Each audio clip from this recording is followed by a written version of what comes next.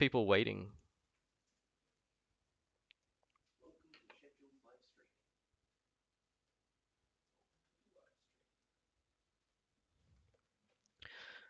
All right.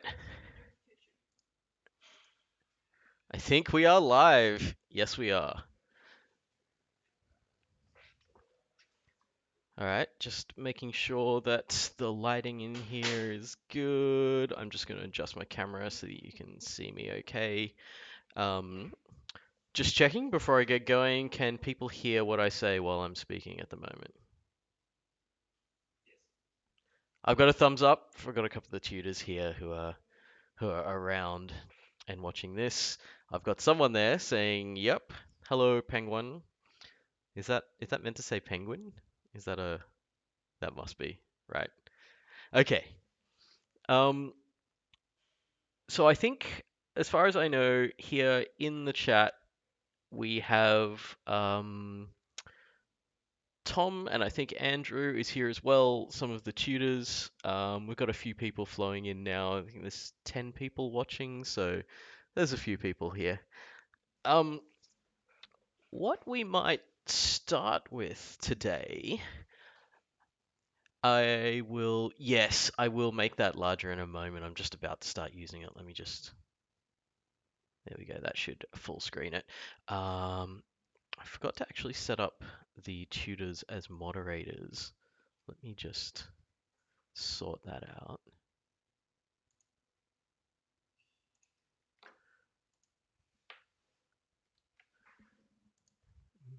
Mm,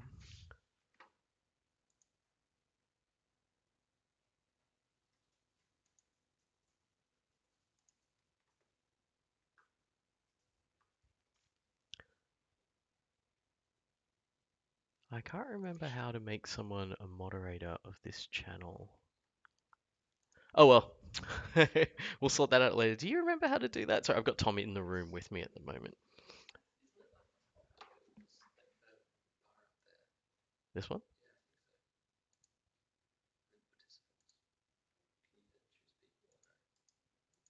Nope. Oh well, we'll deal with that later. Okay, chat is completely unmoderated, so everyone can just say what they like. Don't necessarily do that. Okay, so let's actually get into this and do a bit of coding. So I'm logged into VLab, and I'm just getting my standard setup ready. I set up this the other day to try to make sure that what you can see of me there on the screen, I'm pointing over at the screen where I can see my own face, but what you can see of me over there doesn't get in the way of the actual bits and pieces. So I've got my terminal here. It's not exactly there, but I'm going to lift that up a little bit so that we don't lose that much of it. All right, so what I was thinking of doing was having a quick look at some things with code style, maybe for starters.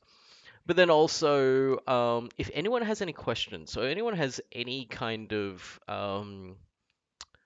queries about how to write different things in code structures and stuff like that, just throw that up in the chat.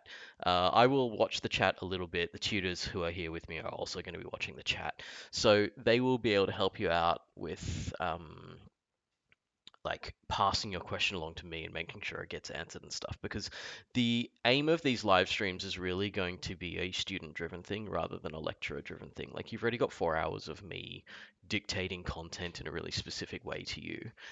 Instead of that, what we're going to have here is my way of just kind of trying to help a large number of people at once, if possible. Actually, in the meantime, Tom, can you hop on Piazza and just... Tom is like one of our Piazza people anyway.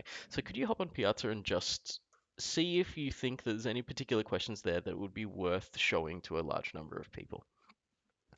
Otherwise, at any time, because this is much more interactive than something like a lecture, you can just ping a question into the chat and I'll do my best to answer it. What I might do, I'm just going to open up my web browser here.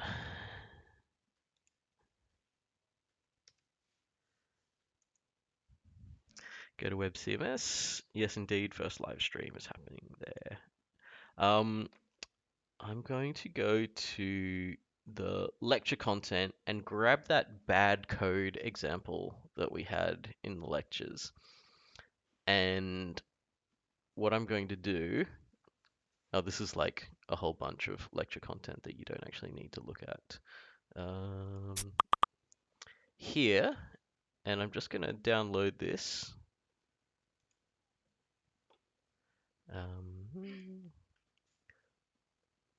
I'll make a new folder here, I think. Wait, can we make new folders here? No, it doesn't matter. Oh, I don't want to save it over that one.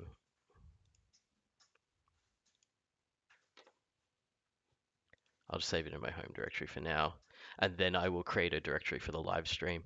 So we're going to look at a few things here because, like, when we looked at this in lectures, we started picking it apart and saying which bits of it weren't working that well and stuff. But in the lectures, I don't really have time to necessarily go through a lot of code and make a lot of changes and things. So what I'm going to do now is go through and show you some of the issues that we will often get uh, with bad code style and how we might fix them. So some of them are reasonably obvious, like some of the ones we picked up in the lecture already. Things like the constant wasn't wasn't in capitals, which was going to make it very hard to use. But anyway, let's jump back across. And it's in here, so I might just move this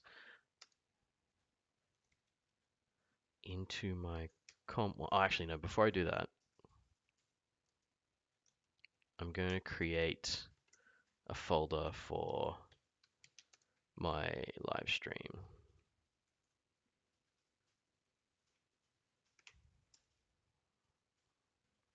Then I'm going to move that code style bad into stream. Now I'm going into that directory and I've got it there. So open my editor now. And let's have a look at some of these things here. Okay, so the editor, I'm going to shrink that a little bit so it doesn't go over the, well, my face overlay, trying to make sure that that doesn't necessarily cut off the code. If you've been spending a little bit of time in the gedit editor so far, you may have noticed this bar, this little line down the side here. That's actually your 80 character limit. So there's your sort of hint line that says what we want to do is try not to go over that line. And we'll know when we go over that line by too much that we've got a big issue. So that's one of the things that I want to like cover now and fix. But we're also going to go through and just sort of clean up this code as much as we can because there's so much going on in this code that's not doing what it ought to do. Okay. Let's fix up our header comment because this is a dice application that will take input from a user. And what was it taking? It was taking, I'm going to do this in a point form thing. Size of the dice, the values of the two dice as rolled by the user.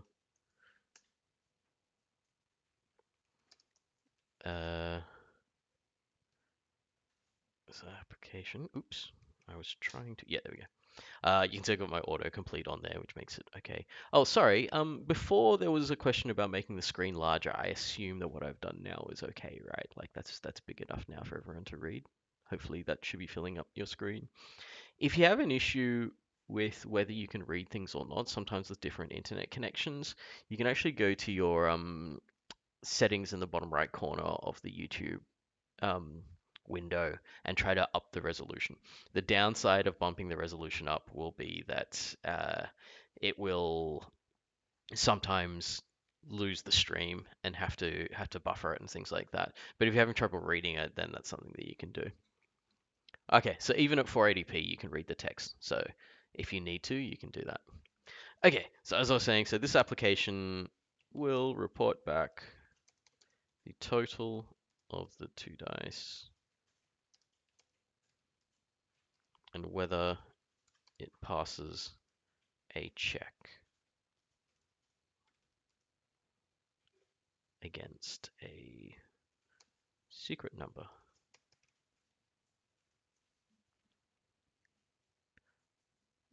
That's probably enough information there. I'm going to change this to the last time I modify. Oh, actually, you know what? Control-Z that. I'm going to say modified by Chi in a live stream. What are we in June? Year's half over. Full on. Okay, so modified in this live stream. Okay, so some of the things we're going to do.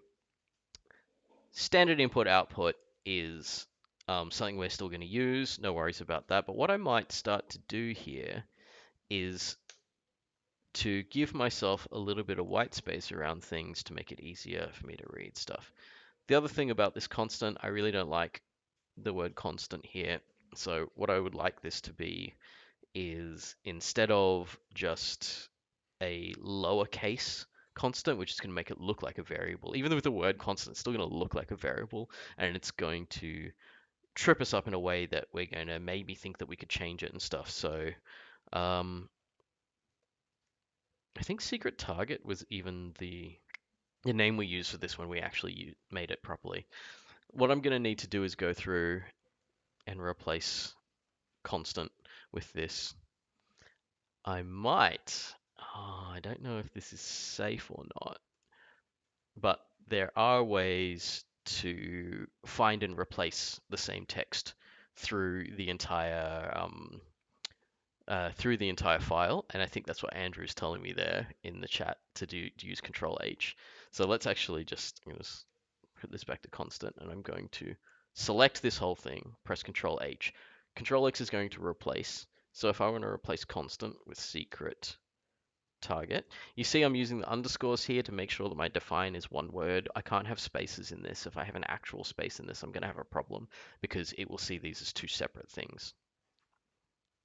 Oops.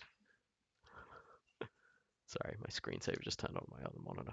All right, so if I'm going to replace this with secret target, a warning that replace all can sometimes be dangerous. Be careful of exactly what word you're using when you use replace all, because sometimes you can cause issues with yourself there. So if I want to be really specific, I can say match entire word, which means I won't have something where I've got constants or something like that somewhere else. This will be okay because I'm pretty sure it's only here in a couple of places. So I'm going to replace all there. And that's going to change this to secret target. And it's also, if you see down here, changed a couple of these other things to secret target as well. So hopefully now everywhere where we were using secret target before is now, everywhere we were using the word constant before is now secret target. Okay, that's a simple thing that we can do. Next thing we're going to do is, like, you remember when we looked at this in the lecture, it was just very, very difficult to read. So we had no idea what was going on in here. What we're going to do now is just do a single pass through everything and say, let's deal with the indentation issues and let's deal with the more than one instructional line at the same time. So everything that's inside the curly brackets for the main should be 4 spaces in. So I'm going to use the tab in gedit to give me 4 spaces. I don't necessarily want to have these on separate lines. I don't necessarily want to have these all on the same line. So they're going to be on separate lines. We sort of know already that the variable names are not perfect. Yeah, but we'll deal with that in a moment. Okay, fixing all this indentation. We have a couple of things here. And this is the thing that you will miss really easily if the code style is bad. We've got a couple of things here where we have more than one instruction per line, and we want to make sure we don't end up with issues with that. Okay, I'm also going to give myself a little bit of white space between things that are different from each other. It's just a tiny bit easier to read if we do stuff like that. All right, so we've got an if statement here. If statement means we should be 4 spaces in. Just count them. Yes, 4 spaces is okay. I'm going to make sure my comments are also at the same indentation as the code around them. We don't want the comments to throw someone off when they're trying to read stuff. All right, we have that. I don't like the bracket over on the end of the line there. It's much easier to lose a bracket and forget where you had it if you put it over on the end of the line there. So I'm going to put it vertically below the section that started it. So it's really easy to see that a new section of code has started that's contained within curly brackets because the indenting's happened. And then the curly brackets here back at the start of the line again. So that's just kind of like, it's already getting to the point where we can mostly understand what's going on. You know, while I'm here, just because it's annoying me, I'm going to fix up a little bit of this spacing as well. Just to get things so that they're nice and consistent to read. It's easier for us to see what we expect to see. All right. There we are. Just checking to see if anything else needs to be changed. Okay, I missed one here. See how easy it is to miss these things? I missed this end of an instruction here and starting of another instruction on the same line.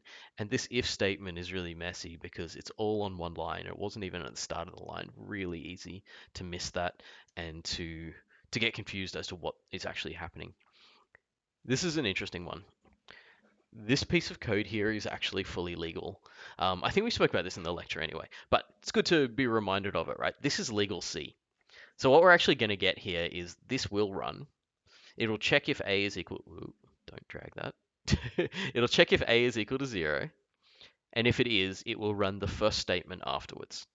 The curly brackets are a way of saying the first statement afterwards might have multiple instructions in it, multiple lines. This is like what's inside the if statement, but I encourage you not to use this because this is actually a kind of a dangerous way to write ifs, even if it is legal C, because what we're going to get with this is it's actually going to end up not necessarily looking like an if, or the next statements I write after this are going to look like they're part of this if. So we can be much clearer with our if statements if we say we have indentation to show what is inside it, and we have brackets to show really clearly here vertically below the if, we know when it's finishing.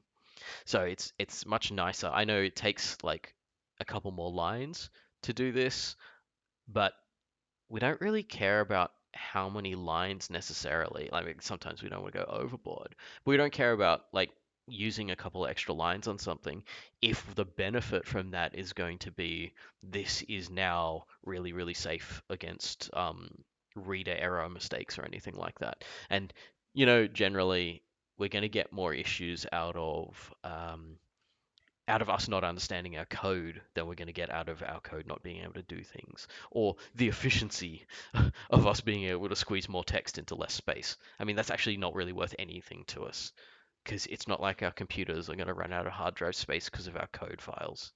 You can write a lot of code in a very small amount of hard drive space. Tom said, how can we tell if we're supposed to use the syntax or not? Is there some document that tells us that? I love the leading questions from the tutors here. One thing that we can look at if we like is the style guide here on the course webpage. So it's not just, you don't just have to memorize everything that I tell you when you're doing this. If we go to the style guide, there's recommended layout for things. I wonder if we have braces and indentation. Functions loops is should always use braces and should use compact braces. Compact braces here is in italics, that's a keyword. So let's have a quick look at what that means. Opening brace should be on the same line as the function. Closing brace should be on its own line and not indented. I think it's easier on a lot of these things to even just read the example. So the example here shows you function this, if this, do something, else if this, do something. And it's really similar to how I'm going to write stuff in lectures as well. So if you just remember the if statement is there, and then it opens its brackets and we indent everything that's inside it. And then we close the brackets at the same level of indentation as where the if opened it. So this kind of thing gives us a nice, just sort of way of being able to read things and to be able to separate these statements from each other. Andrew is also saying, if you'd like an interesting read on why it's important to have curly braces. Ah, okay. We'll check that out later. You can check that out if you want. So there's probably some information there about. Is that a famous case of something failing? Ah, so that was a major security blunder there. So it's funny actually. There are a lot of things in history where we're going to teach you really simple things about um, how to clean up your code, and there's a few times where we'll talk about those things, and then we'll talk about major billion-dollar disasters with loss of life and horrible, horrible things that happen just because of simple code errors. So it's something where like on the surface you'd be like, as if that makes a difference whether we do this or that, and then you realize that sometimes it really does. Sometimes there are some serious issues that can happen. Okay, let's go back to our code. So you know that this is always available to you. If you're not sure, you can go through this and say, oh, how do I do this? And constants is like, okay, use define for a constant, all caps with underscores, right? So we've already followed this one, which is nice. Okay, so back in here, we fixed our if statement. This is now nicer, and it's easier to read. This if statement here is nice because everything inside it is indented, so it's easy to know what's inside. Let's continue doing this for other bits. We also have an if statement here, and we want to make sure we've got curly brackets here and indentation.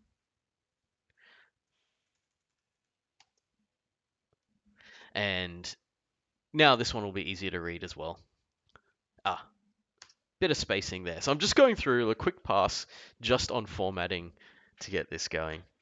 All right. We have also some indentation here, some indentation here. I was using tab there just to get ourselves to the next set of 4. Jason, you're asking, would compact braces be the only exception of always having the curly brace directly under the start of the statement? E.g., the ending brace of an else-if statement doesn't fall directly before. Yeah. Okay. Um, let's see if we have any else-ifs in it. I'm just going to make an else-if to show you. So there is this situation where the if and its bracket are directly vertically below each other. And I think the question was, is the else if supposed to do this as well? We won't do that because what we're doing is showing from the higher level that with this if statement, everything inside it is indented to the same level, 4 spaces in. So we don't want to break that by pushing this here. So we're not actually going to line it up with the else. We're going to line it up with the start of the line that started it. So basically, everything's going to be in blocks of 4. So 4 spaces is inside. Wait, can you see me in the camera? Yeah, okay. I'm just like waving like I'm in a lecture theater and everyone can see me. So the 4 spaces here shows us that we're inside the main. The 4 spaces here shows us we're inside the if, which means that the else if, for it to be inside the if, should be exactly 4 spaces in. So we're not going to use different amounts. So I hope that answers your question because you're asking about the e from else, and it's not actually in line with the e from else, but it's in line with where that line started, which was actually the closing bracket. Okay, let's get rid of that for the moment because we didn't 100% need an else if for that piece of code there. All right, I think this looks okay. This is the right level of indentation as well. This is, but it's got a different part there. Just making sure I'm at the right level of indentation. We've got another if here, and we've got this printf, which is inside here. I can see a semicolon there. This if appears to be inside. Okay, this is a really interesting one here. Oh, let me stop for a question there. Now, Ellis is saying, tutor showed us an example of errors where an input with decimals is outside the range we want for our if statement. But as the decimals are lost, the program doesn't pick up on it. Okay, so I think this is a bigger question looking at some other things. Was this numbers that were so large? Oh wait, are you talking decimals as in with a floating point? Like a double? They are, right? Okay. So I think let's have a quick look at this. Yes, so this is if someone inputs a double and you're scanning for an integer. So for example, this scanf here that we've got is looking to read an integer. And if we give it a double, we might give it a different input. So a lot of the time, if we give the wrong type in the input to something, then that's going to cause some very, very awkward, potentially awkward behavior in our programs. Um, Doubles and ints are a little bit more polite with that. They're not perfect, but they're a little bit more polite in that they're going to be able to convert one to the other. Except they're not going to be able to convert all possible values, but they are normally going to just chop off the end of the double. In the same way that I'm not sure if you've had your. Oh no, everyone's had their toots already. You may have seen the dice range question, which had some division in it, and it was interesting to try to find a double when you're dividing two ints. Because when we create a double with the division, but then we're using integers, the integers will just ignore everything past the decimal point. They'll just like, no, we're whole numbers only. We don't go to decimal points. So one thing that we'll see, actually, let's just run a bit of this code, which is a little bit dangerous because this is like still a bit of a mess. But Andrew's, I think, answering the question there. Yes. So that's what scanf will do. Let me I just cleared that because I had some other text that I didn't need. I'm going to compile this. I hope it compiles. It was called a dice check, wasn't it? I'm going to call the program what it is, even though the file's called code style bad. All right. Okay, dice check program is in there. So I think, if I remember correctly, let's go for 20-sided dice. If I remember correctly, this thing was going to tell me what I rolled as I rolled it. So let's just make sure it does that. Yeah, first roll is 3. Example that Andrew is talking about there in the chat makes sense here as well. So because of the relationship between doubles and ints, that they're both numbers, the scanf will be able to deal with that to a certain extent. It will take the integer part and will ignore all of this stuff here that I've said. So it doesn't have enough precision to be able to deal with a number that precise. So it just goes for a number that's close. It's able to deal with. It's basically going to delete everything from the decimal point afterwards. And you can see there, it said, nope, your roll was a 3. We test that again with a few other numbers, you'll see. It will just ignore the 0.5. Oh. Ooh. What did I do there?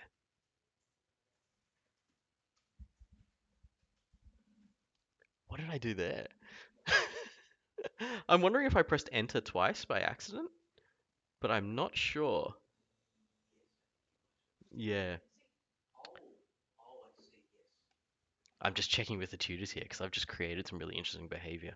All right, so let's go back and try that again. But I was pretty sure I only pressed enter once. Yes, I did only press enter once.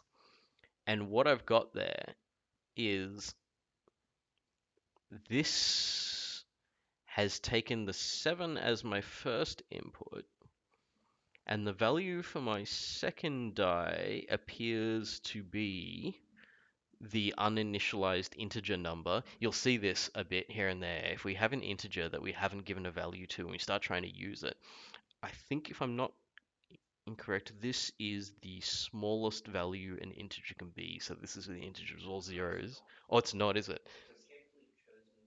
This is the specific none. Everybody, this is Jashank. Jashank is one of the subject admins here at CSE. So I have this team of people behind me here who are like on the stream right now, but they're also doing other things, and they're here to poke at things that I'm doing, if and when I do something that's either wrong or interesting enough to get their attention. So, what do you think happened here? I'm actually not entirely sure. Andrew knows what's happening here. Ah,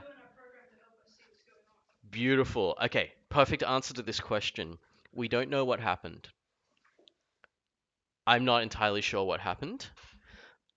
How do we go through this and find out what happened? This is I think this is great because this is exactly kind of what I wanted to do in the live streams. I wanted to have it so that because I have no plan, I have no slides, I don't have to actually follow what I was doing. We can actually go through and try to fix things, try to find out what's happening.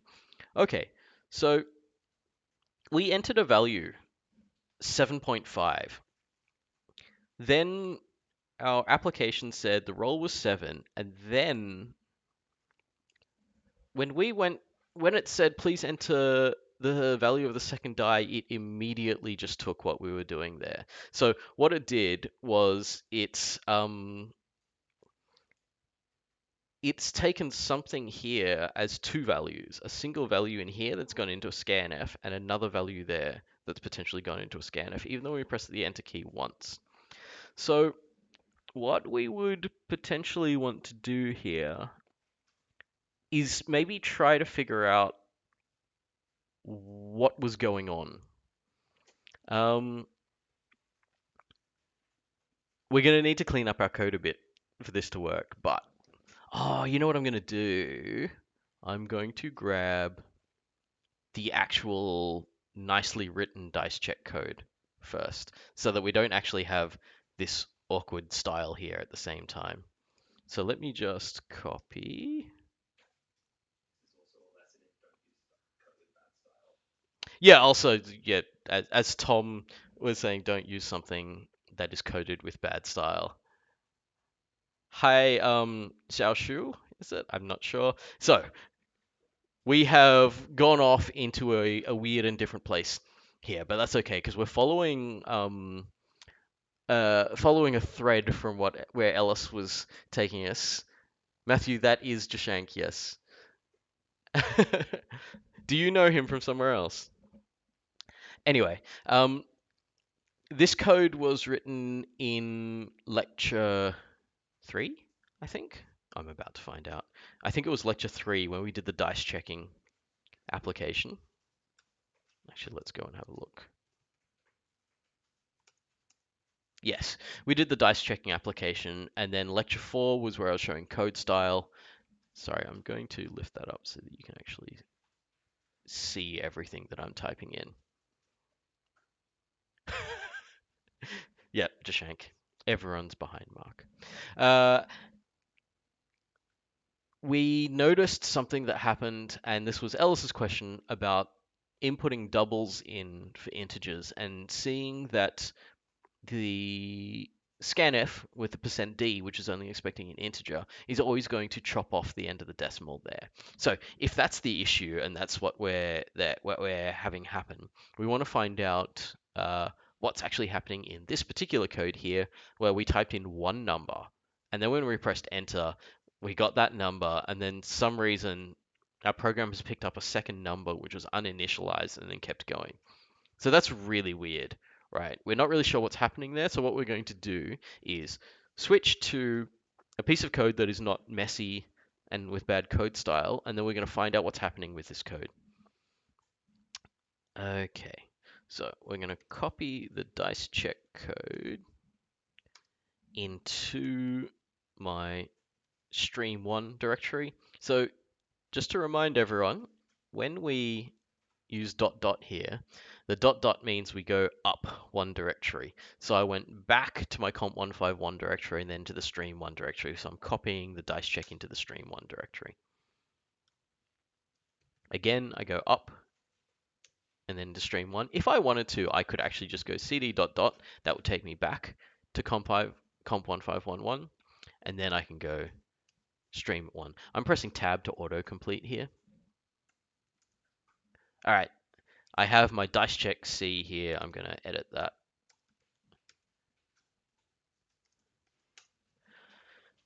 Ben DM2234 asks, I probably at some point should. Ooh, did I? I must have typed that name wrong. Asks, could it have something to do with 7 being the secret number? At the moment, I very much doubt it because when I get this code actually opened properly. Oh, yeah, it was dice check 2. We'll have a look at why I think that might not be the issue. Okay, so we had please enter number of sides. That's fine. Please enter the first die roll here and some stuff that deals with the first die roll. This code for clamping that we could potentially use, I'm just going to delete in this copy of the file so it doesn't get in my way. And then the second die roll and its scanf is here. So I think that the issue is going to be between these two because this scanf ran without me pressing enter a second time. And since there's no use of secret number anywhere in there, I feel like the secret number is only happening down here. I feel like it's probably not going to be the secret number, but who knows?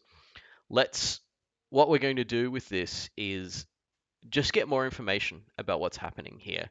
Find out what exactly is happening in our code when we're doing these things, and then we'll figure out what's going wrong. So this is what we would call debugging, which is the removal of bugs from our code. I have a whole lecture on this. I'm going to talk about it in a bit more depth later. But it's good to think about this because you're going to be doing this all the time, right? You have code. Code does something that we didn't expect. What are we going to do about it? We're going to alter the code in some way to find out more information from it. Let's just, for starters, set up our bits and pieces here. So I am going to actually, I'm just going to delete the old dice check, which was done from the previous, from the code style bad. I don't want too many things with the same name in here. It's like going to confuse me. Yes, we can talk about loops today, definitely, if we want. I haven't scheduled a specific amount of time that we're going to stream for, but I usually don't like to talk for more than 2 hours at a time because it hurts. So we'll probably be finished by 6. I assume this debugging here is probably not going to take me so long that that we won't have time to talk about some loops. There's the 2 things I was going to talk about was code style and loops. We'll talk about debugging now anyway, because I think what I want for these streams is for you to be able to ask me things, and then I will just show you something. Unless, like, say, that in a future stream you're just like, Mark, can you solve the entire assignment for us? And I'll be like, no, that's not happening. But other things, definitely. You're like, if you can ask the question the right way, you can get me to solve the entire assignment while I'm theoretically doing something else. There you go. That's a smart way to get your solutions. Okay, back to the code. We're going to compile the dice check. So dice check 2. I'm just going to call it dice. All right, at least it's compiling. Let's run it, see how it's going. So 6-sided dice. I roll a 4 and a 3. I rolled 7. Okay, so we know it's functioning reasonably well. I mean, we made it in the lectures, so we expect it to function that way. Back to my code here. What I want to do if I want to find out what's happening inside my program, one of the first things I might do is say, let's get as much information out of this program as we can. So we have, please enter the first die roll, and we scanf. So one of the first things I'm going to do here is just do a check on this scanf, like so. And this is just the most simple thing that we can do to verify something is doing something. So I'm saying you entered a number, and that number is die 1. Second die roll, I'm going to do the same thing. This is actually in the bad code version of this, and so it's something that I'd like to keep here.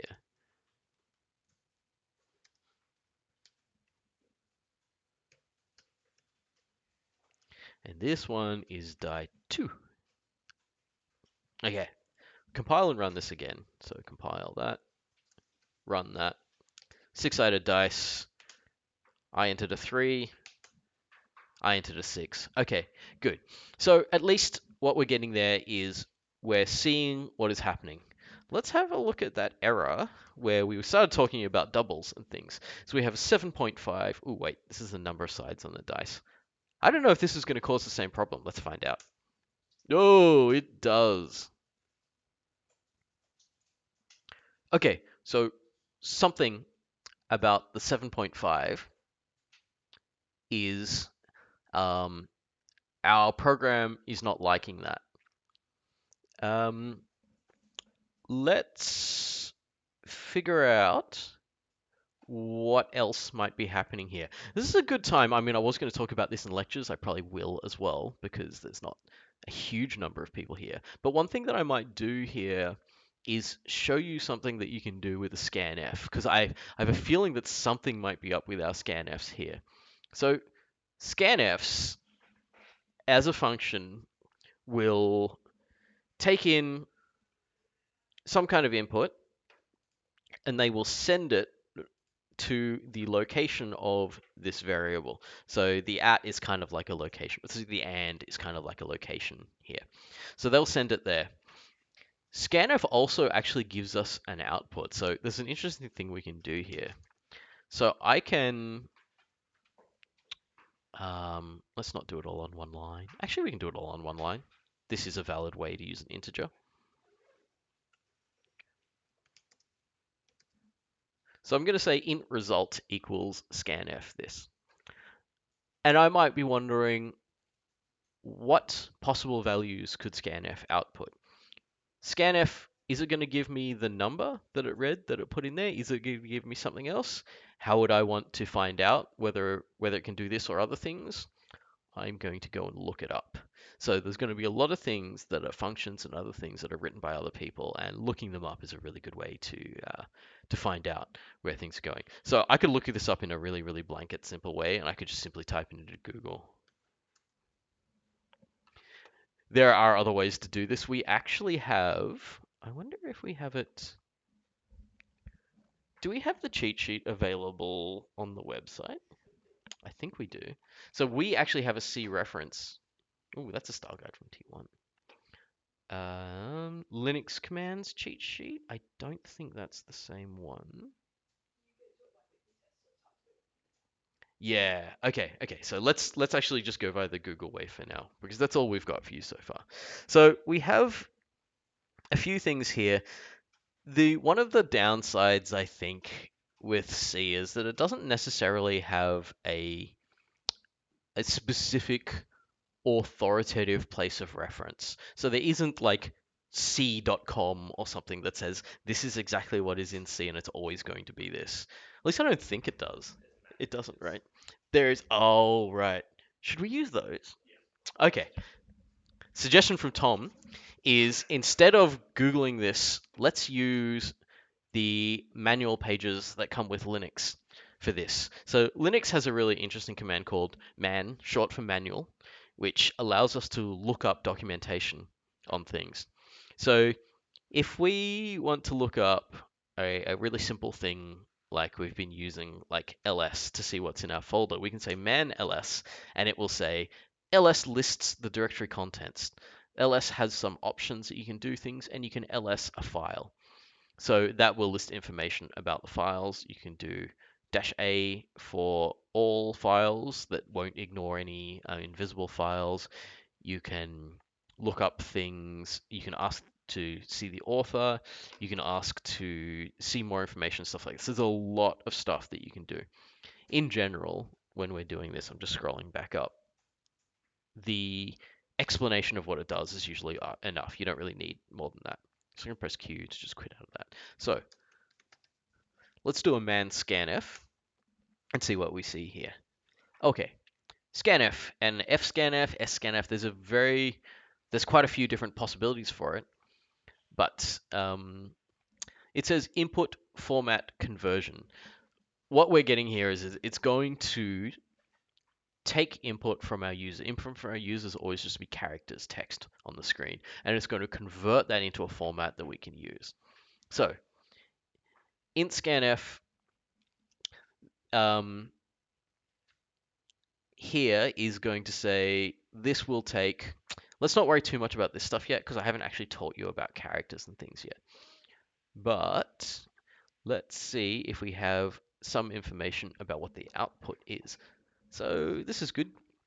Scans input according to format as described below. So the format is the %d. So when we do %d, that format says decimal integer. So that's saying we're expecting an integer from it. Function reads the input, send input stream. And let's go through and see if it says anything about its output. It says it's, ooh, hang on. Format string consists of a sequence of directives which describe how to process a sequence of input characters. Okay, we've got that already. We're using %ds, %lf, and the string was able to show us what type of input. If processing of a directive fails, no further input is read and scanf returns. A failure can be either of the following: input failure, meaning the input characters were unavailable, or matching failure, meaning that the input was inappropriate. Okay, we're getting some clues here. This could be telling us what's going on.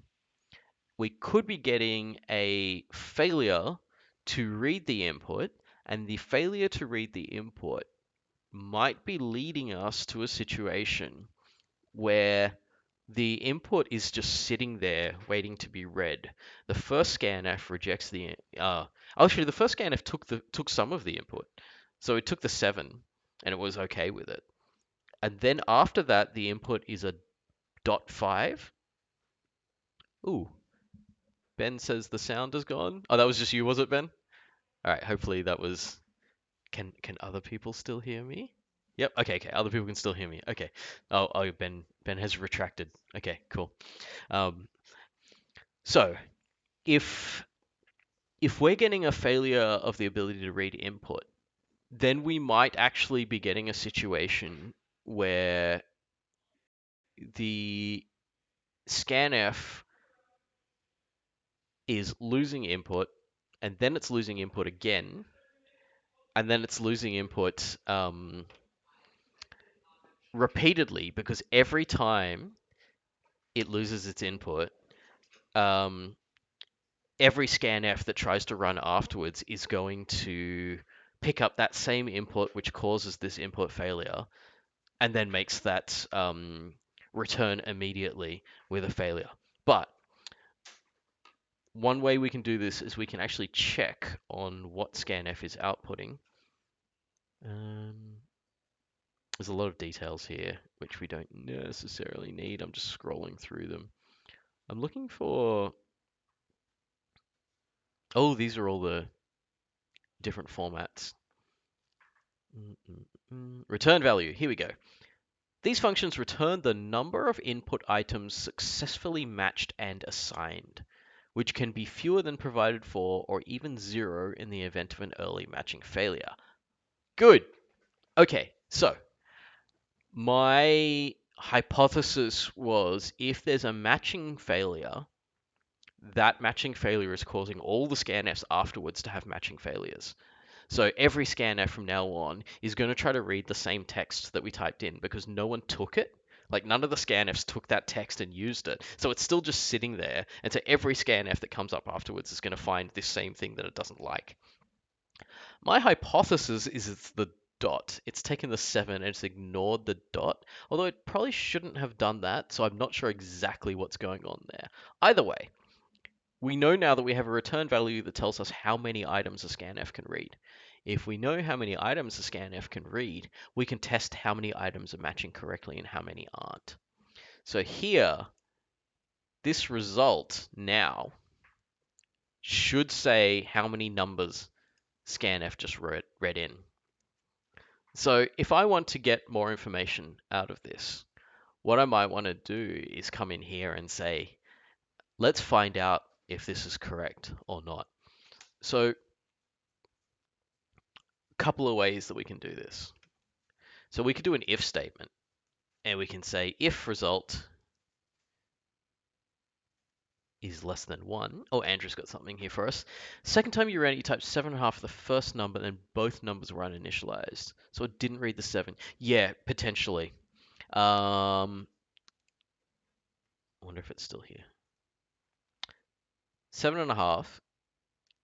I think because we had no information about the sides on the dice, we don't know whether it did or didn't accept that one line. If we don't know what it did or didn't do, maybe this is a good time for us to make sure we can get some information about this as well.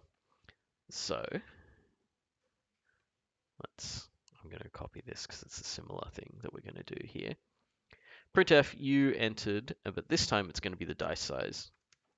So now what we're going to be doing is verifying the input for all of the 3 inputs that we have. Then we're going to have a look at this result. So the result was how many numbers the scanf was able to put in. So if the result is less than 1, that means that this didn't match. Actually, I'm just going to say if the result is not equal to 1, because I want it to be exactly 1. I want this thing to match one number and then return, and when it returns, it will put that number into result. At the moment, I'm just going to try to give myself some information about what exactly has happened here. So if the result is not equal to 1, scanf failed, read this many items. And we'll have our result there. I might actually put the result up here because result's something I'm going to use more than once. So that's me saying result's a variable I'm going to use multiple times. So I'm going to declare it there and I'm going to use it here and use it here. Because scanf may or may not set that. No, scanf is always going to set a result. I'm just wondering whether I need to give it a value before I start using it, but I think I might just use it like that. Okay. We're also going to set the result of every scanf here and check it. So I'm going to use this again. This is a little bit repetitive. We're using the code multiple times. I will be teaching you soon how to deal with code so you don't have to repeat and copy paste and things like that. But I haven't taught you that yet, so I'm just going to go with what we know. Okay, so that was another scanf. And then we had another scanf here. So we're going to set our result again. So what we're doing here basically is saying scanf is going to give us some information. Every time scanf gives us some information, we want to know what it is and we want to check it. Okay, so now for all 3 of the inputs, we are recording what scanf tells us, and then we're saying if we didn't read in exactly 1 item using the scanf, then something happened to the scanf that was incorrect, and it says it read a certain number of items. Let's run this now with our 7.5 that we've seen is a slightly dodgy value that's causing some problems, and we'll see what our scanfs are doing. This way, what we're doing is we're sort of narrowing down what the possible issues are in our code. We're trying to figure out what's going wrong. We're pretty sure it's something to do with scanf, but we don't know exactly what yet. Right. Compiling here. And then we run it. Let's just make sure it's working properly. 6-sided dice and a 4 and a 2. Dice check failed. Yeah, it's probably working okay. Okay, let's hit our 7.5, the one that we know is causing us problems. I entered 7 the first time. Did I put a dot on that output? Okay, so that's not, it didn't read 7 point, it just read 7. And then it's gone all the way through without me giving it more input. But now we've got more information. Scanf failed, read 0 items. scanf failed, read 0 items. So what we're getting here is that the scanf is reading stuff that we type in. Anything we type in while the computer is running our program goes into what we call a buffer, which is just a bunch of characters that will be sent to the program. So usually we'll type a bunch of characters. They don't immediately get sent to the program. They usually get sent to the program when we press enter. So what gets sent to the program is this 7.5. We're pretty sure the 7 is going in here, except for some reason the 0.5 is not being stripped from that 7. My guess is that 0.5 is still sitting in that buffer, saying the buffer is ready to be fed into the program. So we scanf the second time, and it's failing because the string it's reading is .5, and it can't convert that into an integer. I'm just guessing here, actually. I'm just hypothesizing that that's not even able to be converted into an integer, so it's failing. And the next one, scanf tries to do something, and it comes up against the same problem, and it fails, and we're reading 0 items. So what I'm thinking is what we've got left in the buffer is a leftover here, which is causing all of my subsequent scanfs to fail. We have some information. We don't have a solution yet, but we have an idea about what the problem was. So let me consult my experts for a moment and see what they think. Oh, that's a good idea. I always forget, right? Because we take the 5-minute breaks during the lectures. Let's take a 5-minute break now. And what we'll do is we will come back and we'll have a quick look at this. But this at least tells you that the scanf is failing, so you might need to do something else with it.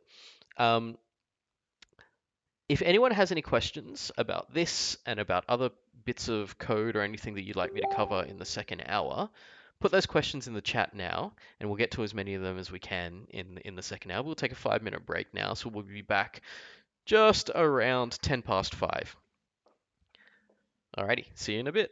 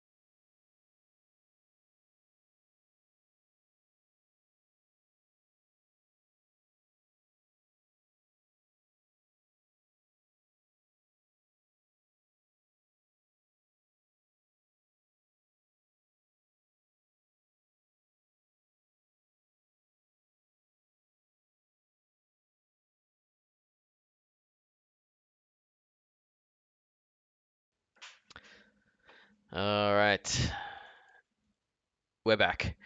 Um, I see people are enjoying my not quite set up super default OBS scenes that I'm using. So you may be able to tell that I am not a streamer.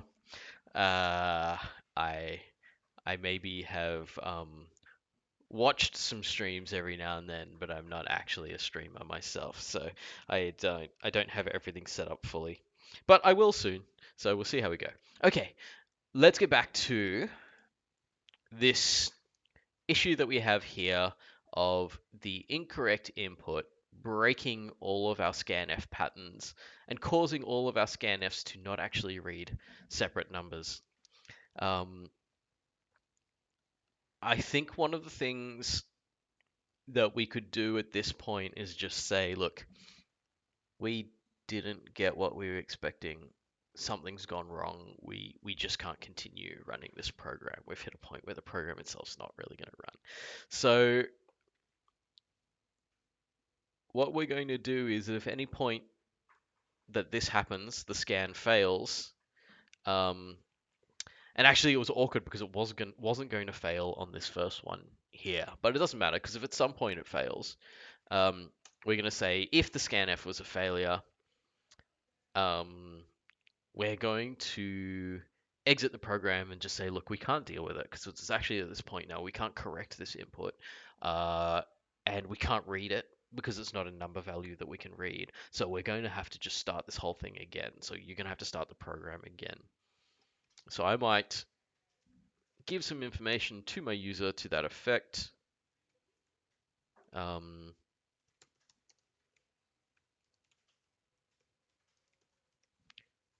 oh, it's not necessarily incorrect. I'm just going to say it can't process the input. Um, and then what I'm going to do is I'm going to end the program. So I'm going to say, this is a point where I can't do this anymore. So I'm going to return. And we're talking about return 0 as the correct end of the program. I might have a return 1 saying that it's not. We don't generally even read these returns, but sometimes it's nice for us as we're looking through the code to say, oh, they're going to return 1. Return 1 probably means that that's not something that they expected to happen. So I'm going to put this in here.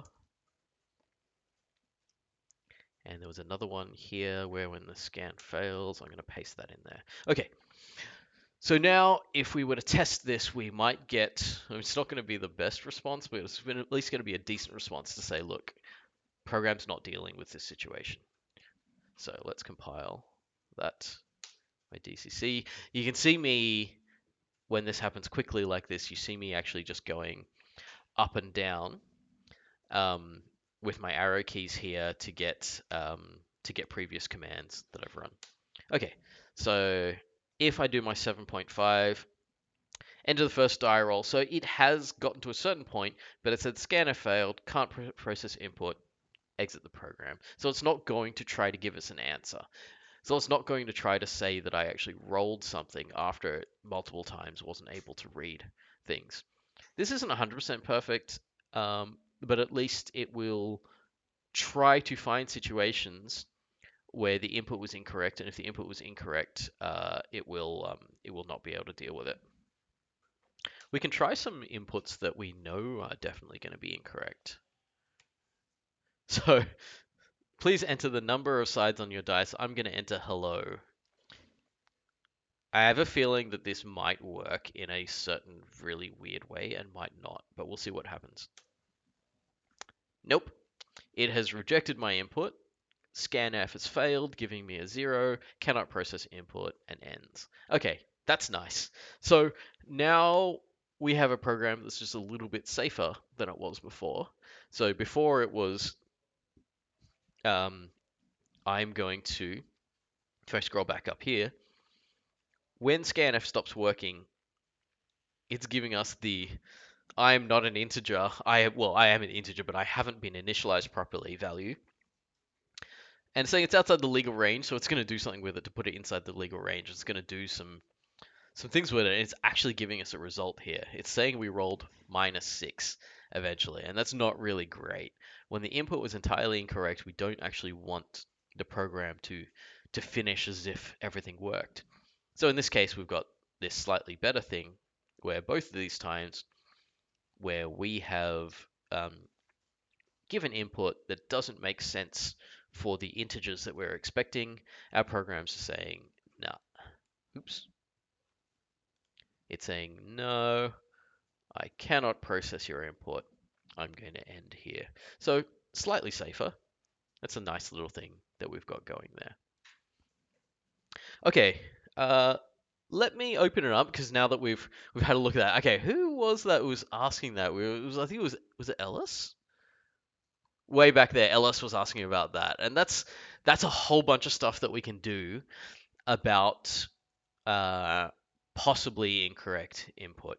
And it's a useful thing. In fact, I might go through that in lectures as actually, you know what? I don't have to go through it in lectures. In the lecture, I'm just going to point people at this video and say this is a useful thing to watch.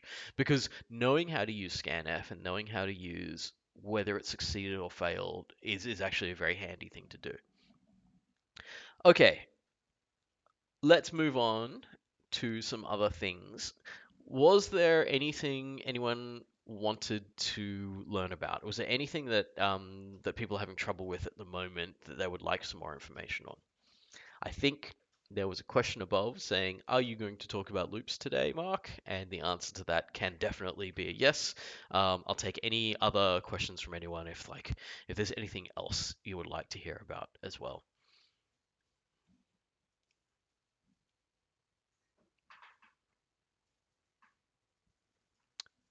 Thanks, Tom. That's handy. Lets people know when. We might actually, once we've saved this, we can put some markers in the video to say when the discussion of scanf is and isn't. Because I think that's actually going to be one of the things that could come in really handy that I may not have time to cover in the same level of detail in lectures, because it's highly unlikely that I'm going to spend, 45 minutes of a lecture like I did just then on the output of scanf. All right. So we had a question about looping. Let's look at some basic loop. I am actually going to do looping again in tomorrow's lecture, but we've got time now, so we can look at some looping stuff. So I'm going to start a new file. I'm going to call it loop.c, and here we are.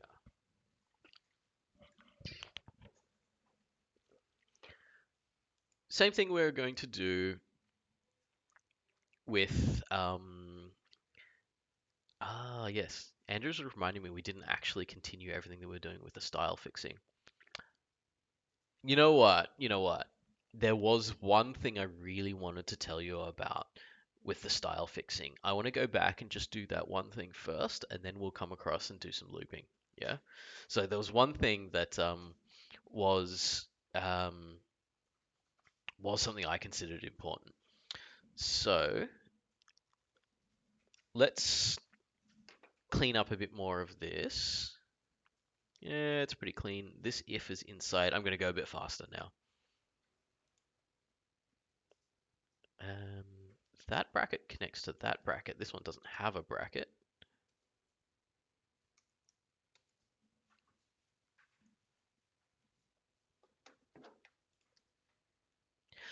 If you're ever in a quandary and you're like, I don't instinctively have Mark's experience and ability to just go and fix style by just looking at it. If you want to get um, if you want to get a hint on how your style is going, you can always come in here and run 1511 style on, what's it called? Code style bad. Just tab completing that. And it should tell you a few things about what's going on. So if I scroll back up to the top, indentation is shown with red green. So when we are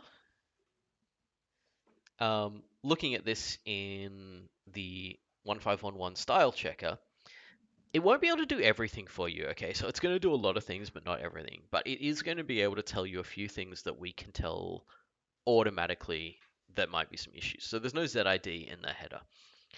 That's an issue more for you than it is for me because there's one lecturer in the course, so I'm easier to find.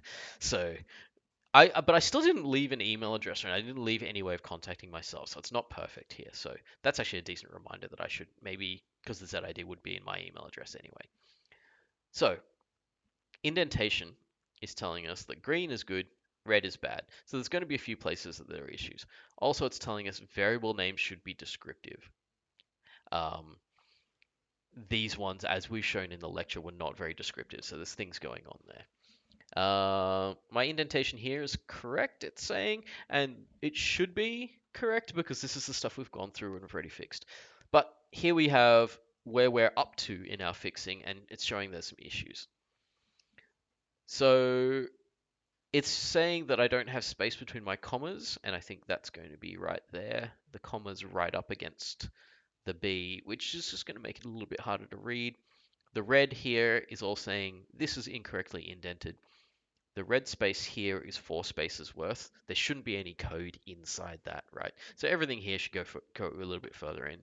We have other issues with white space here. If we want to read all of that, um, this is going to be very, very difficult, right? Because this code was intentionally written horribly to show you how difficult it is to read it. So there's going to be a lot of issues there.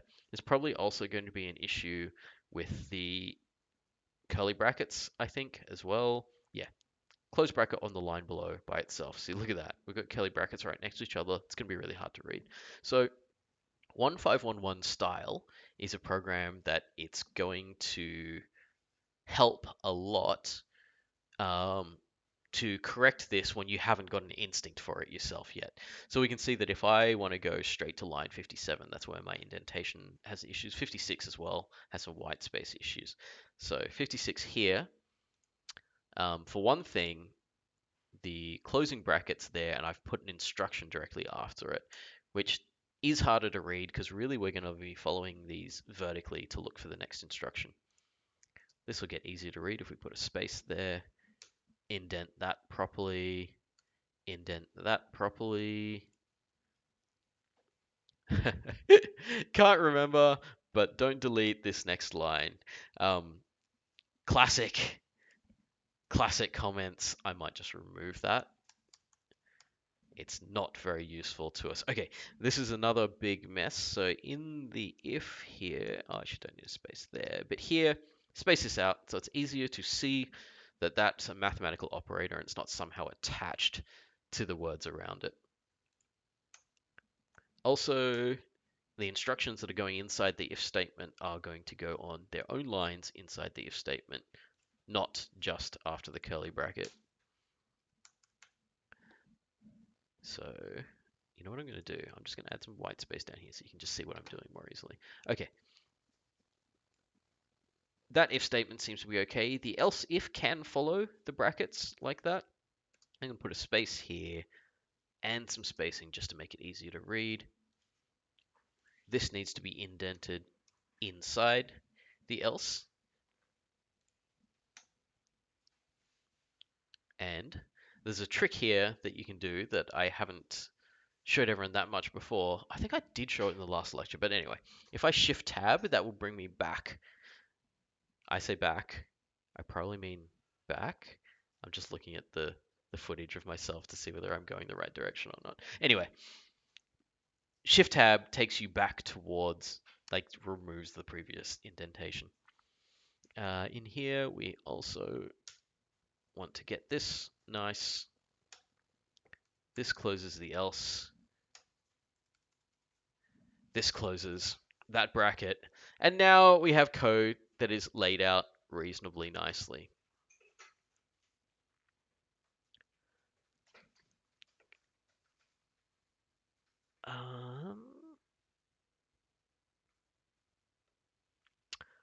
Right. Okay.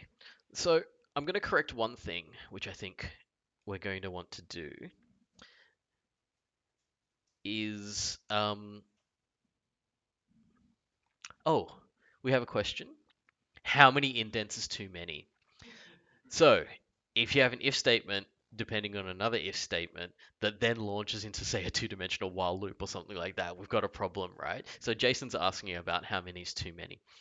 Usually, once we hit our fifth level, so what have we got here? One level in, two levels in, three levels in.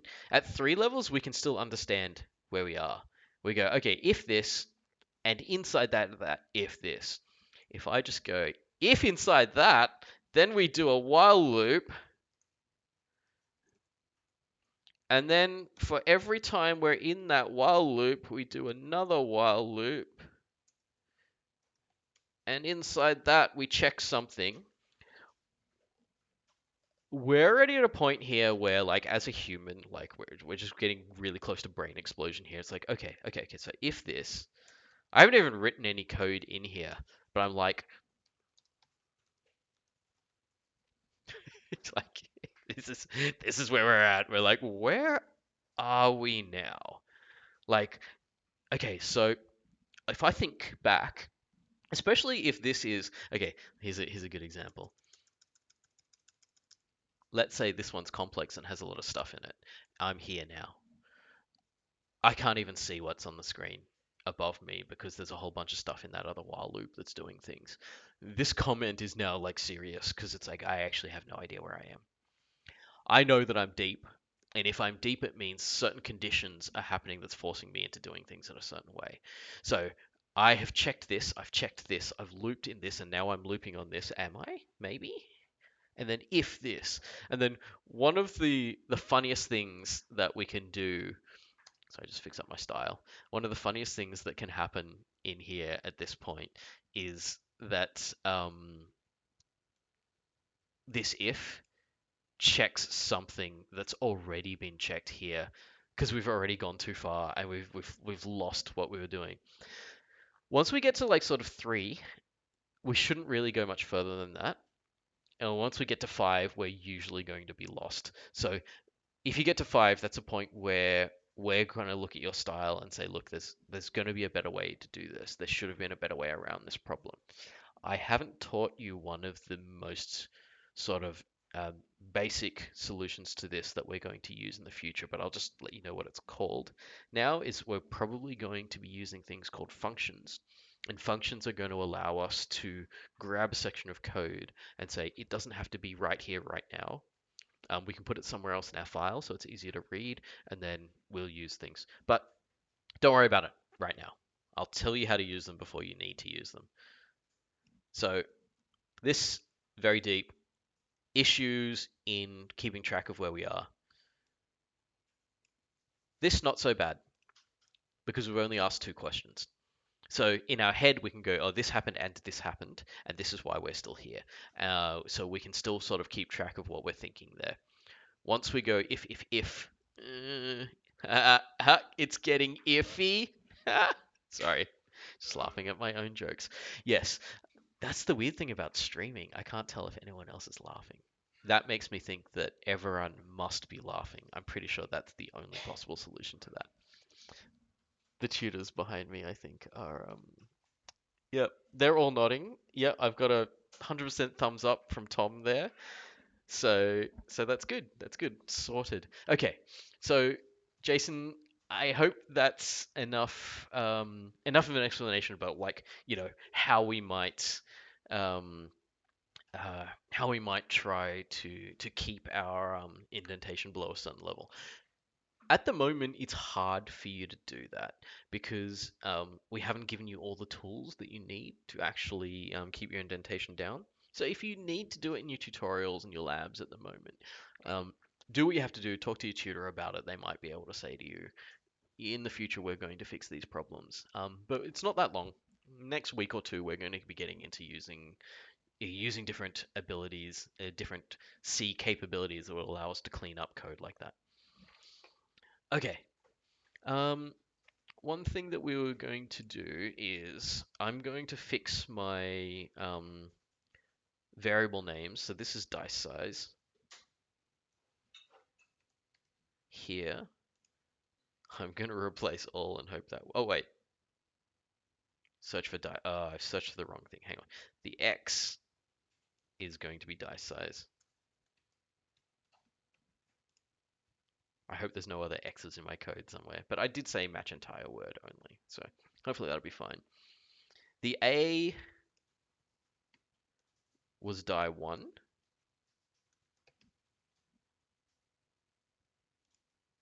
And the B was die 2. Wait, let's make sure of that. Value of the second die is being scanned into B. Yes. Oops. B is die 2. Replace all. What the hell is Y? See, this is Y. Sorry. This is why we don't use words like Y, because I'm just looking at it. It's like, this is a simple piece of code, right? We wrote this in half an hour. Where is it? And what is it doing? Total roll. Total roll is Y. Okay, good. Ctrl-h again. So we're going to replace Y with total.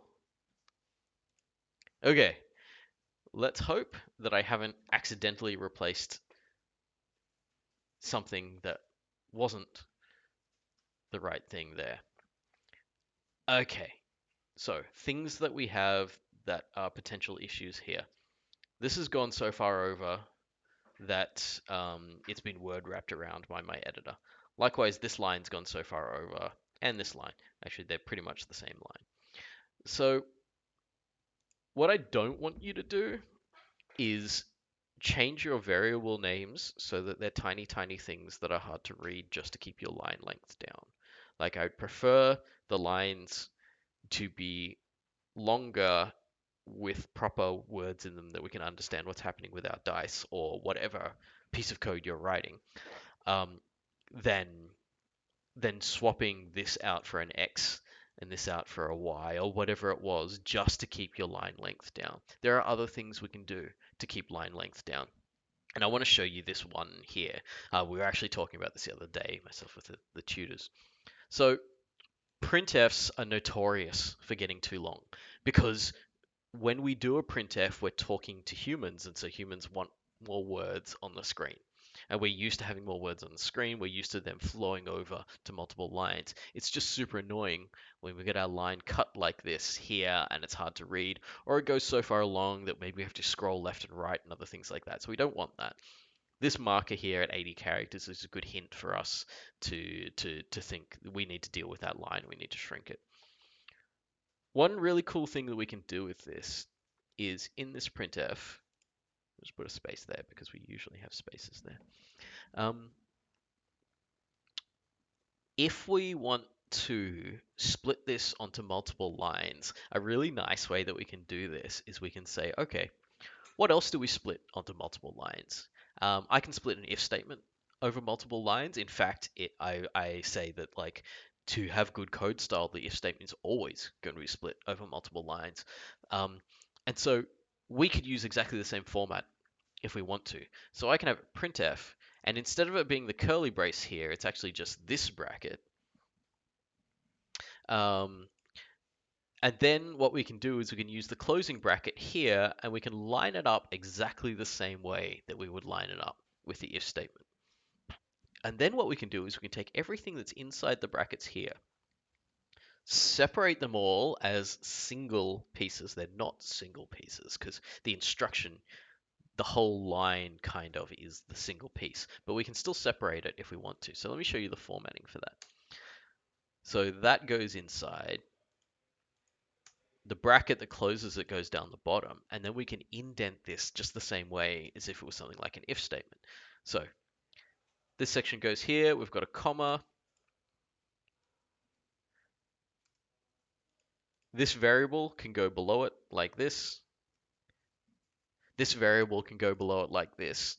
And then what we can do is we can say, if we want to, this is our printf. This way, sometimes we can take something that's really long and separate it into its parts. And the nice thing is, like, there's a comma at the end of each of these lines saying we're separating this part from this part. This part doesn't need a comma because it's the last thing there. And that way, if we want to, we actually find this reasonably easy to read, right? We can read this and go, okay, this is the text that goes out to the user. The text has two format strings in it. So these format strings are things that are going to match up with variables.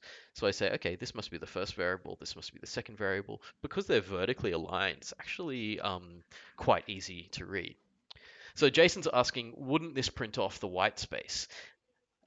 So where is the white space that we've added to this? At the moment, we're actually really safe because we didn't add any white space to the actual string that's going out to the user. So instead, we've taken the code here for the different variables and we've moved it. But in here, in the world we're in now, this extra space is extra white space to our compiler, but it's not extra white space that goes out to our users. If I do this, yes, we have a problem. So as you can see, my syntax highlighting is telling me there's a problem. I have, yes, here added a whole bunch of white space. And it's actually to the point where I don't think it's even going to identify that this quote is attached to this quote. So there are things that we can't do with this like that, where we can't split that. But there's other things where we can split it because these are code constructs and this is an actual string. Another question you might ask me though is what happens if this thing's too long? Okay, so I'm just going to add some extra information here. Yeah.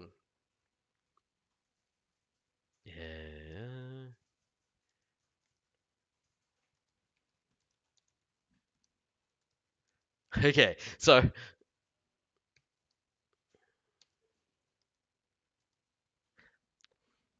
um, here I have a string which is definitely over 80 characters. Oh, thank you. It's a very popular headset, this one, the HyperX one. It's like I think a lot of gamers use this. Anyway, not to get distracted. Um, okay, so now I have a line that's too long. This is going to be really hard for us to do a printf nicely like this. So the cool thing about the printf is printf doesn't have to be all in one go. So what I could do actually is I could split this into multiple printfs. So I can take, I could even take it here and say that's one printf, and here is another. Oh, sorry, just checking something.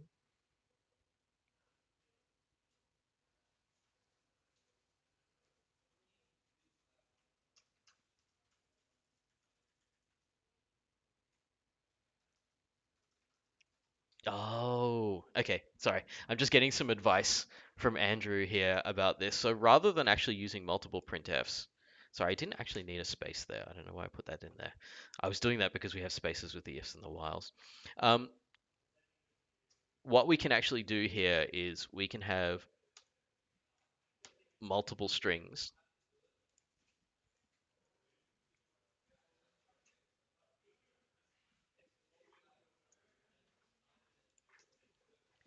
Here for our printf. Sorry, we just got some background noise. One of the tutors is asking them to be quiet there for a moment for us. I'm not sure how much of the background noise is actually going through the headset. Can anyone let me know if you can hear other people talking? We may actually find another space to stream from in the future, but we'll see. Okay, so this is a way that we can do this. And these strings will actually printf. We don't need commas there, do we, Andrew? Yeah, we don't need commas. Yeah. So, oh, all right. Ben's letting us know that they can't hear it in the background, so we might actually be okay even with that because the headsets are pretty good. Like they're pretty good like that. Okay. So one nice thing that we can do is we can actually split the string up like this, and having the string split up like this is still going to give us the correct result. So let's actually try this. Um, what is this condition? If die1 is less than 1. That's really interesting. I think this is from the code style bad, isn't it? We're doing more if statements than we even need to here. So let's see this working, and you'll see this print out all as a single string. So I'm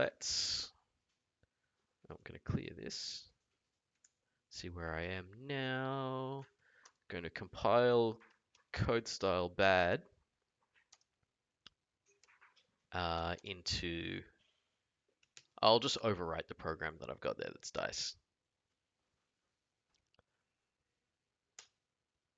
That compiles. Okay, the check that we're trying to fail to make this print out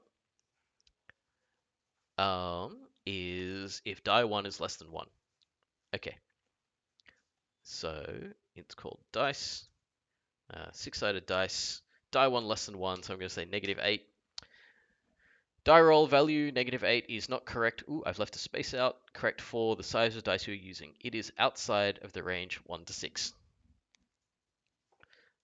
So I left out a space there.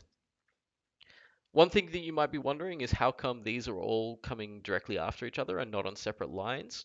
The only thing that's going to send a separate line to the terminal is this new line character.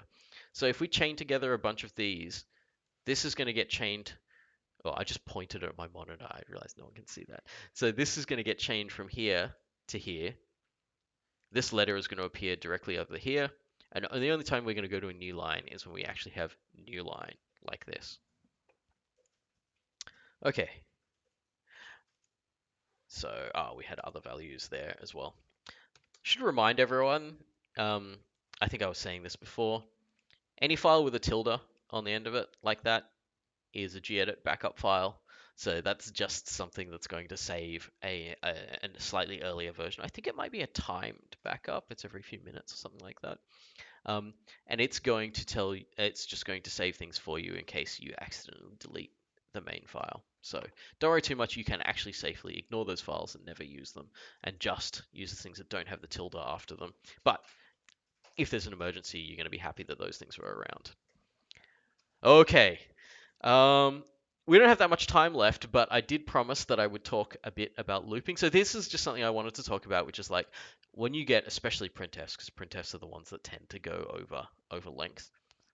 There are ways to break them up and make them pretty easy to use like that. Okay, so I said I was going to talk about looping. Let's quickly do a bit of a looping program. I'm going to include my standard IO. Oh, actually, even before I do that, I might just say looping demo in stream.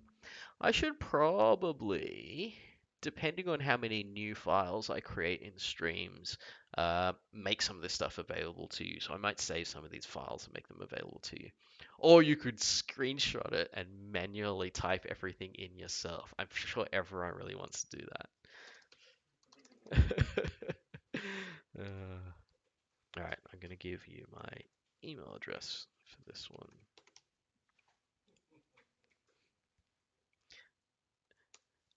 Yeah, no one likes screenshots, I think. But anyway, we don't need to go to do. Oh, also, actually, when you're asking questions on stuff like Piazza as well, you are sometimes going to need to have screenshots. But one thing, don't take like a mobile phone photo of your computer, because that actually makes it really hard to read, and it makes it hard for us to read it as well. Can we, I think you should be able to copy and paste the code into the Piazza question. I'm not sure if there's a way in Piazza where you can actually say this is code so that it formats it perfectly. But yes, okay. The Piazza etiquette post, Tom's reminding me behind me, is has some information in it showing you how to copy your code and paste it in a way that's going to make it look like code in the question. That makes it really easy for us as well, because it means we can copy paste the code into our code editors to be able to help you and things like that. Okay, so because we're getting near the end here, and I did promise I would do some looping. Let's get into it. Okay, so I've got a main program. I haven't actually decided what I'm looping here. So this would be really funny if I accidentally do one of the lab questions, but that's uh, the reward for the people who are here now. I'm just looking at that there. Sorry, I'm just going to do this properly. Okay, so let's do a bit of a loop. And when we're making loops, one thing that we're always going to that was a bit louder than last time. You may have even be able to hear them this time. Okay, so what we always want to think about with loops when we create them is A, what we're trying to do with them, though, because I think that's the obvious bit. But sometimes the more important thing is how are we going to stop the loop? So the important thing is how do we end the loop? So we had two ways of doing this. I was talking about one is end after a certain amount of time, and the other is end if we get a particular condition happening. So let's say we had the game of 20 questions. So 20 questions is a game where you get yes or no answers. And you are going to just sort of keep asking these yes or no questions until you get the right answer. I'm going to do a really, really simple, different version of that, which is going to be a loop that can go up to 20 times until it gets the right answer. And if it doesn't get the right answer, it's just going to I'm not sure what it'll do. We'll see. The point is the loop structure that we're making here. Okay, so the first thing that I'm going to do is I'm going to make an integer. Oh, actually, this one's never going to change. I'm going to make it a constant. Define max questions to be 20. So you cannot go for more than 20 questions. Okay, so my loop is going to say I will keep going until I reach the 20 questions. So I'm just going to make a counter. I'm going to spell that right. And I'm going to start it at 0. And then I'm going to make a while loop that says, while my counter is less than 0, less than 0, sorry. While my counter that starts at 0 is less than the maximum number of questions, then I'll allow people to ask another question. So while it's less than max questions. So this is like a safe loop at the moment, because I know it's going to run exactly 20 times. So that's not too bad. That's pretty good. I might actually just give a secret answer as well. Define secret number. That's auto-completing. It must be in one of my other files here. Let's say my secret number is always 7. 42. My secret number is 42.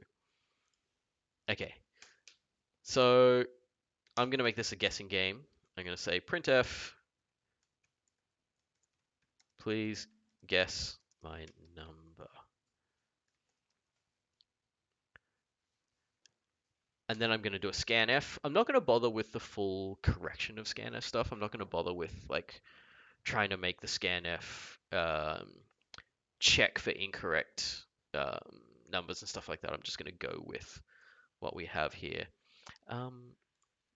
We're going to need an integer to put that scan into. So I'm going to call that guess. Scanf integer into the location of the variable guess. There, like that. And let me do a couple of if-elses here. If the guess is greater than the secret number, I'm going to printf. You guessed too high.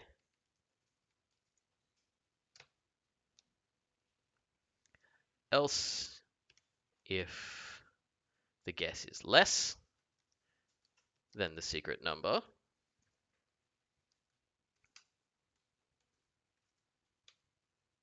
printf, you guessed too low. And there's exclamation marks here everywhere because I like exclamation marks.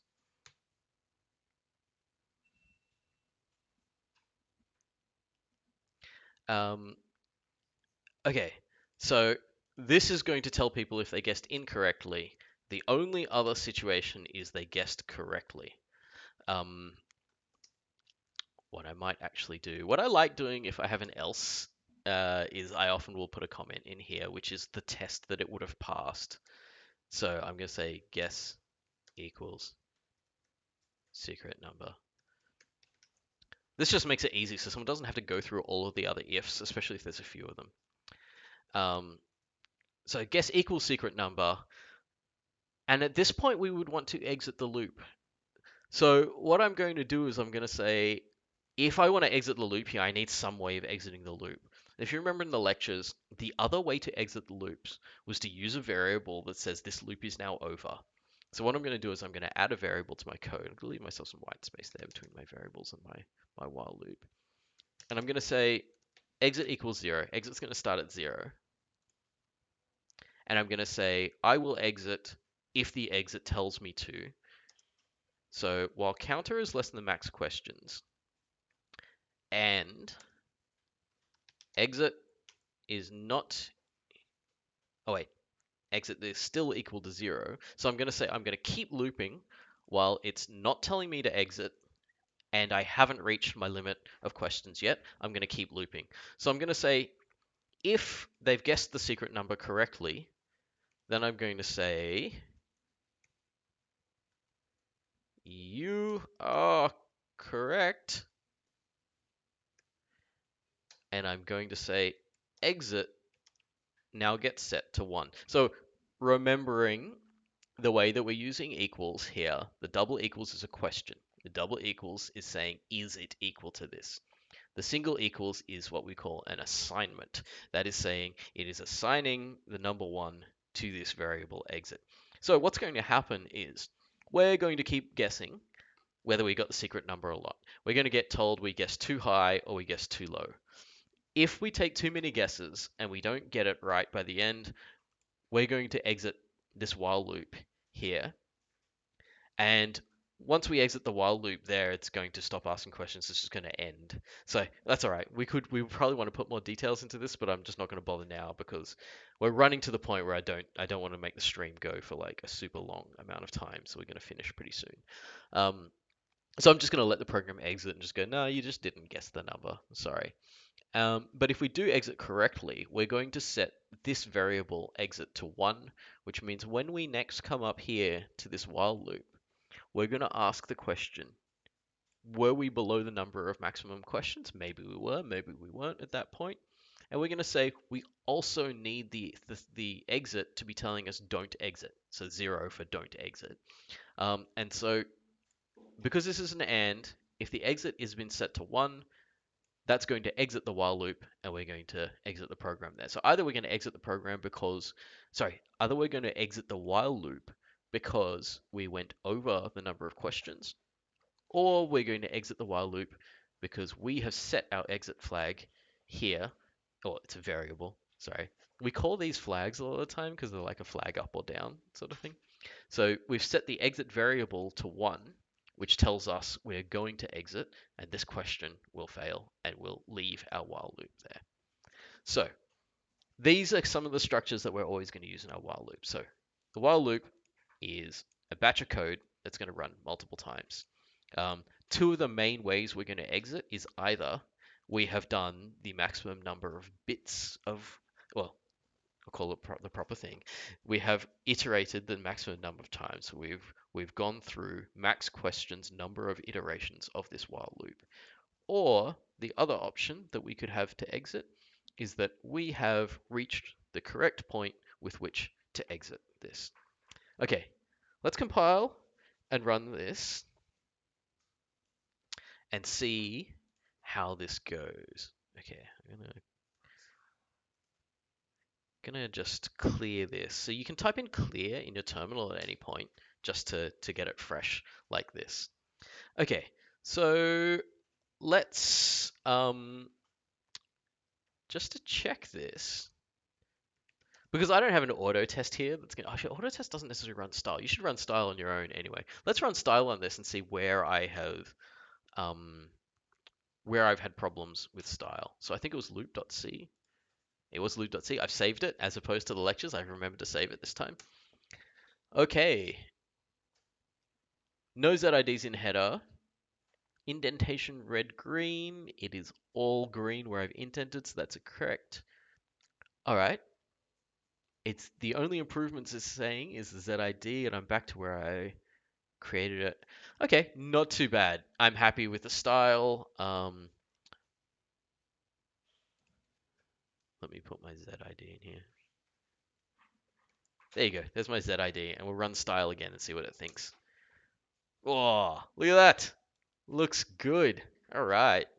For the moment, it's probably good. It's not 100% definitely good because I could have these two swapped by accident, and there's nothing that an automated style checker is going to be able to know. It's not going to be able to know whether this is an intuitive name, like a useful name to other people or not. Like it doesn't have that level of reasoning. And if it did have that level of reasoning, we'd probably be using it to, I don't know, solve world hunger or something like that. If it had that kind of rational thinking capabilities. Okay, style's good. Let's compile it. Um, I'll just call it loop. I should call this 20 questions or something like that, but I'm just going to call it loop for the moment. Sorry. Output file, loop. All right. So I can run loop. Please guess my number. 100. I guess too high. All right. 20. I guess too low. Ooh. 60. Too high. 40 too low. So it's between 40 and 60. 50 is too high. 45. 45 is too high and 40 is too low. So it's going to be somewhere in here. So 41, 42. Oh, I'm correct. So that loop did not run 20 times. It hit its exit position, not exit position. It hit its exit condition, and then we're out of the loop. If I run this again,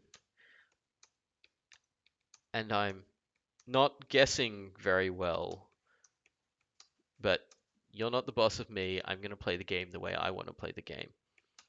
And I keep guessing.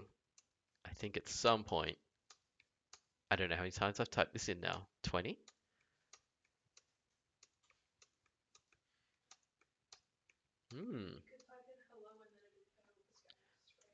Is that more than 20? I don't know if that's more than 20. All right.